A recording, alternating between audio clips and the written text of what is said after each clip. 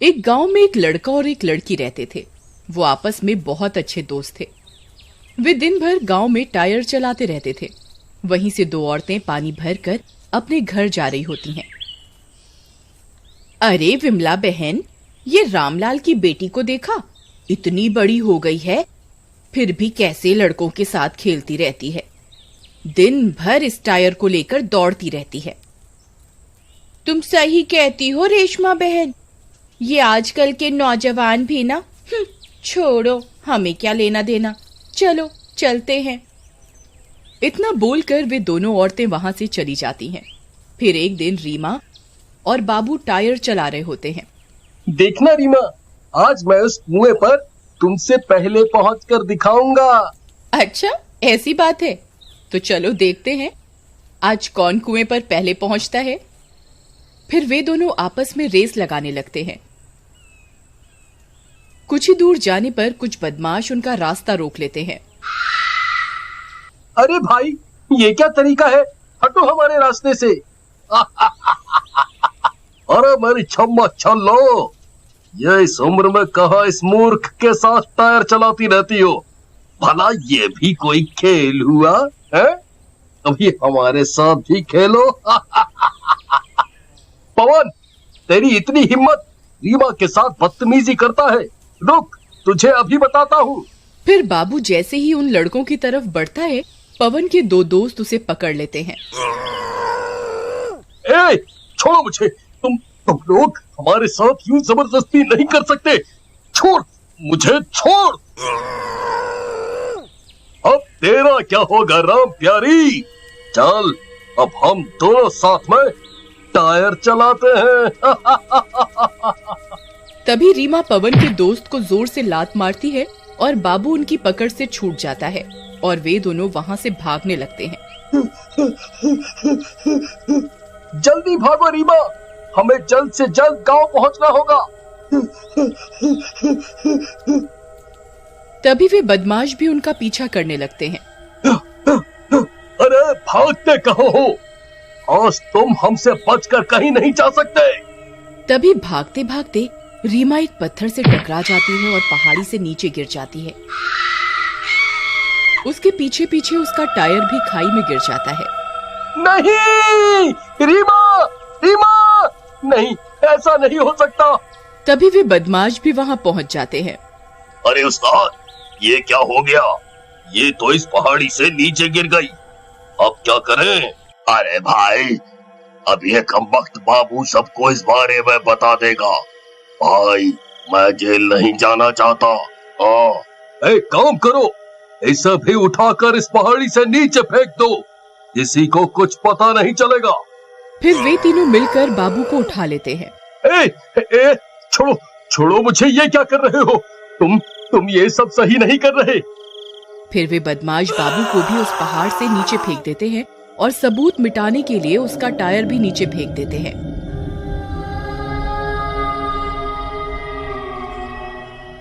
और गांव लौट जाते हैं। बाबू और रीमा की पहाड़ी से नीचे गिरते ही मौत हो जाती है। फिर एक दिन पवन अपने घर में सो रहा होता है। तभी अचानक उसकी नींद खुल जाती है। उसे बेचैनी होने लगती है। फिर वो अपनी खिड़की पर आता है। तभी वो देखता है कि एक टायर खुद ब खुद चलता हुआ उसके घर के पास आकर रुकता है। वो बहुत घबरा जाता है।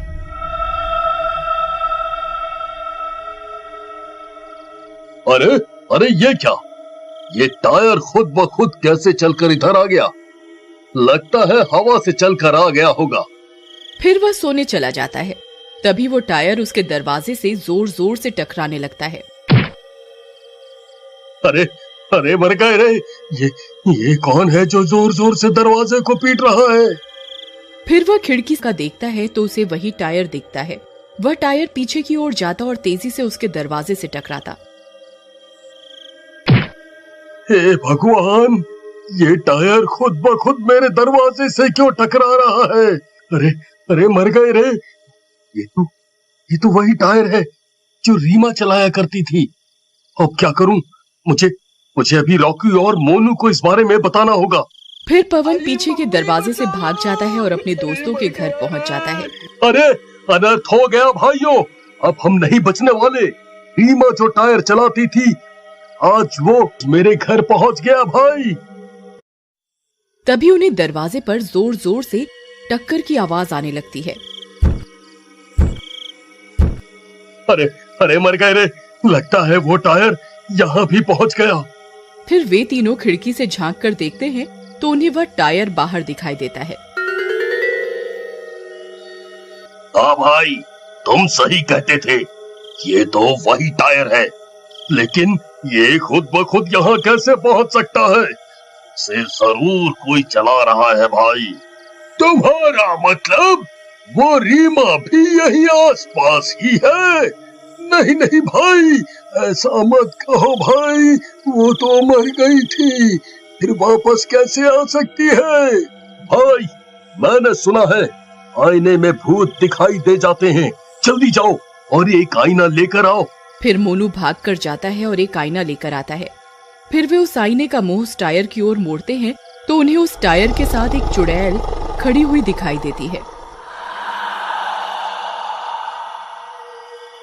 अरे अरे मर गए रे भाई, ये तो सच में चुड़ैल है।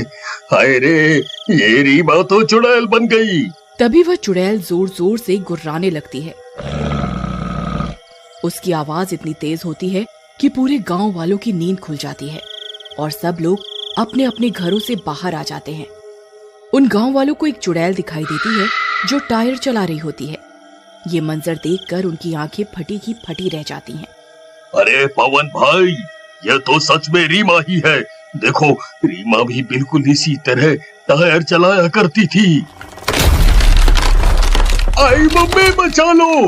अरे पवन भाई, यह नास मीठा टायर ने तो दरवाजा ही तोड़ दिया। अब वो चुड़ैल हमें जिंदा नहीं छोड़ेगी। अरे कुछ करो भाई, कुछ करो। अरे भाई, जल्दी से यहाँ से निकलो, नहीं तो कोई नहीं बचेगा। फिर वे तीनों अपने घर से निकलकर भागते हैं। अरे भागो रे, अपनी जान बचाकर भागो, भागो रे भागो। आई मम्मी, बचा लो। अरे मर गया रे, भागो रे। तभी उनके सामने वो चुड़ैल आकर खड़ी हो जाती है।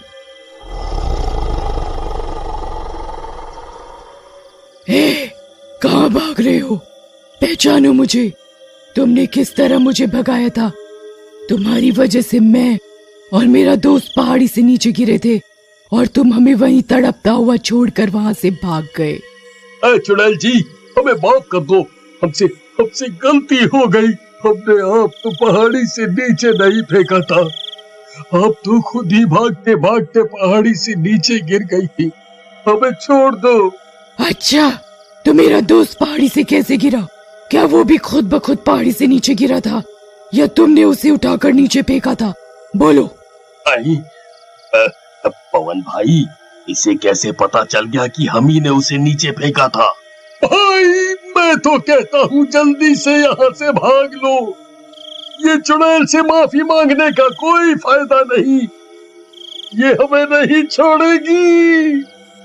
तभी वो तीनों वहां से भागने लगते हैं। भागो रे गांव वालों, कोई हमें बचाओ, ये चुड़ैल हमारे पीछे हाथ धोकर पड़ गई है। अरे भागो रे भागो। फिर वह चुड़ैल भी टायर चलाते चलाते उनका पीछा करने लगती है। आई मम्मी, बचा लो। अरे मर गया रे। वे तीनों भागते भागते उसी पहाड़ी पर पहुंच जाते हैं। तभी वो टायर तेजी से उनकी तरफ जाता है और जोर से पवन की पीठ से टकराता है। पवन उन दोनों के ऊपर गिरता है और उन तीनों का संतुलन बिगड़ जाता है और वे तीनों पहाड़ी से नीचे गिर जाते हैं और मर जाते हैं। वो चुड़ैल अपनी मौत का बदला ले लेती है। उस दिन के बाद से वो टायर पूरे गांव में इधर उधर घूमता रहता है और जो भी लड़की रात होने पर अकेली कहीं जा रही होती है तो वह उसकी सुरक्षा करने के लिए उसके साथ साथ चलता और लड़की को उसके घर तक छोड़ने जाता। अब मैं सुरक्षित घर पहुंच गई हूँ, अब आप जा सकते हो। फिर वह टायर वहां से चला जाता है।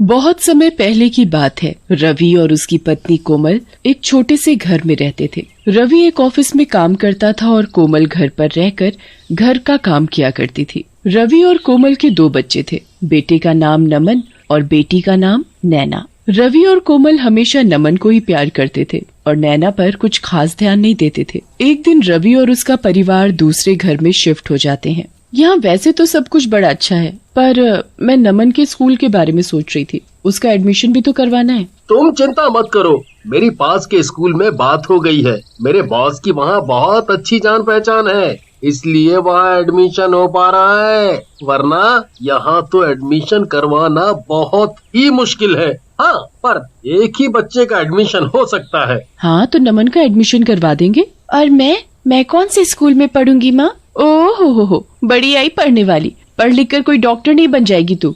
आखिर एक दिन शादी करके अपने घर ही जाना है तुझे, समझी? नैना बहुत रोती है, पर कोई भी उसकी बात सुनने को तैयार नहीं होता। कुछ दिन बाद से नमन नए स्कूल में जाना शुरू कर देता है।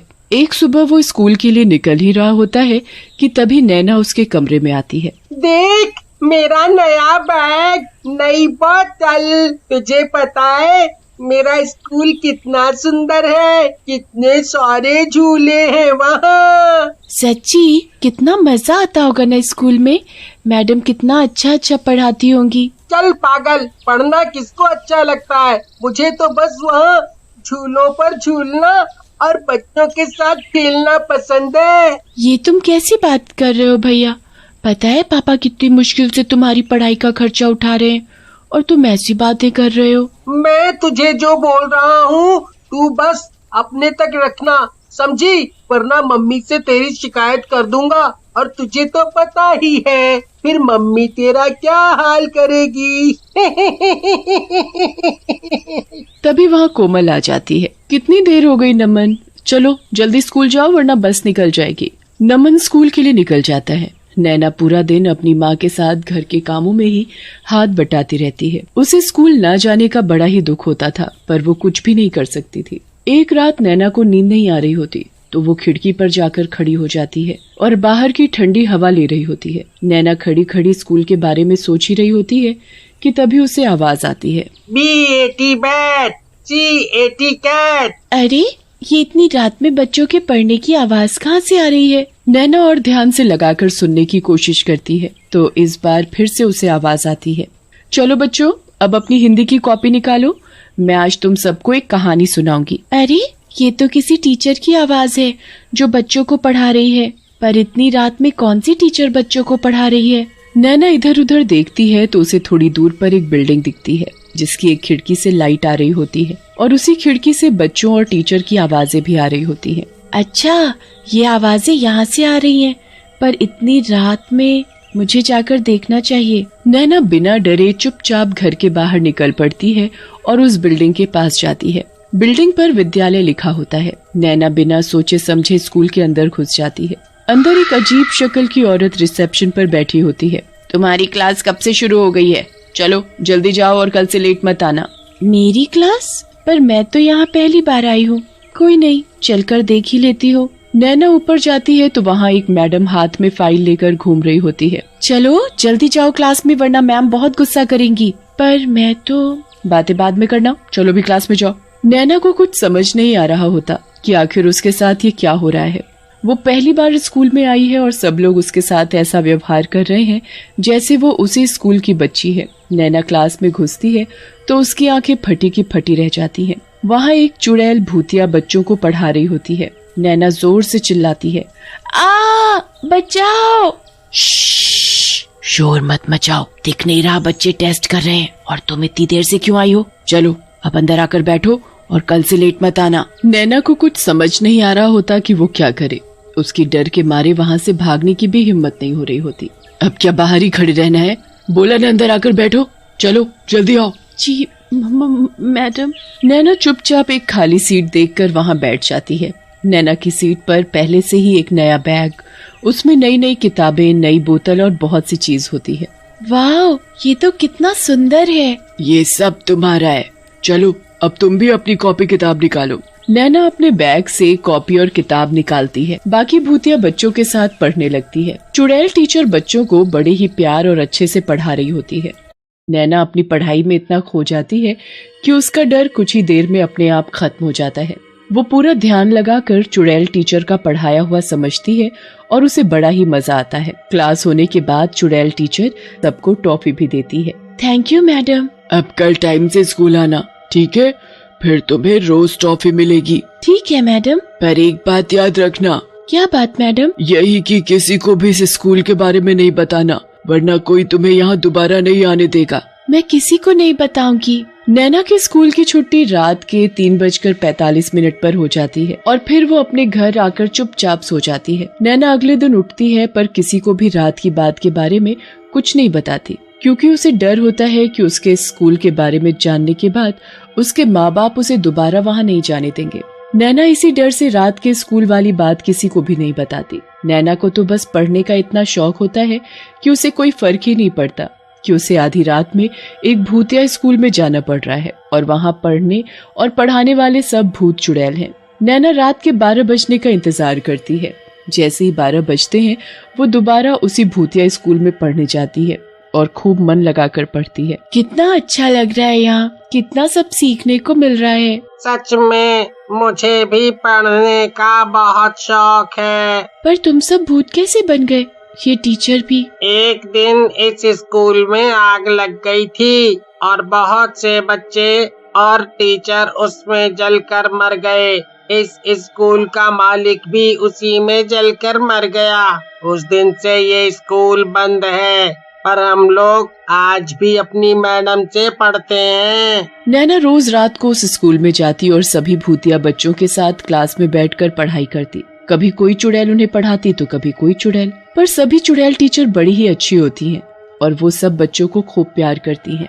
नैना को उस स्कूल में पढ़ते पढ़ते काफी साल हो जाते हैं और उसकी पढ़ाई पूरी हो जाती है। कभी किसी को नैना के स्कूल के बारे में कुछ पता नहीं चलता। नैना और नमन काफी बड़े हो जाते हैं। नमन इतने अच्छे स्कूल में पढ़ने के बावजूद भी नालायक होता है और नैना बहुत ही होशियार हो चुकी होती है। एक दिन कोमल और रवि नमन पर चिल्ला रहे होते हैं। मैंने अपना सब कुछ तेरी पढ़ाई पर लगा दिया, पर तूने सब बर्बाद कर दिया। जब देखो फेल फेल फेल। अब तो हद हो गई है। मेरे पास अब एक पैसा नहीं बचा जो मैं तेरी पढ़ाई पर लगा सकूं, समझा? आपने मेरे ऊपर पैसे लगाए हैं तो कुछ एहसान नहीं किया है, और मैंने तो अपनी तरफ से पढ़ाई की है ना।